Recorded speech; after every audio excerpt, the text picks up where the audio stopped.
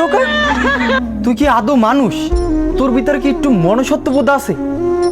তুই দেখ আমার মা, আমার ভাই, আমার বোন কিভাবে দেখ এই পানিতে ডুবে মারা যাচ্ছে। দেখ আজকে যদি এই জায়গায় তোর মা বোন ভাই থাকতো, আজকে তুই পারতি? বাসায় বসে থাকতে পারতি? আমি ফেনী জেলায় যাব, যেভাবেই হোক আমি ফেনী কুমিল্লা এই জেলায় গিয়ে এই অসহায় মানুষের পাশে দাঁড়াবো। না নে ভাই, তোর অনেক যাওয়া লাগবে না নে ভাই। আমি কি হচ্ছি জানো, ওই ফেনী কুমিল্লা জেলায় এক সেট ডাহাইত বুঝছো। তুই যদি টাকা পয়সা লইয়ে যাও, তোরে দৈরে সব টাকা পয়সা রাখতে দেবে।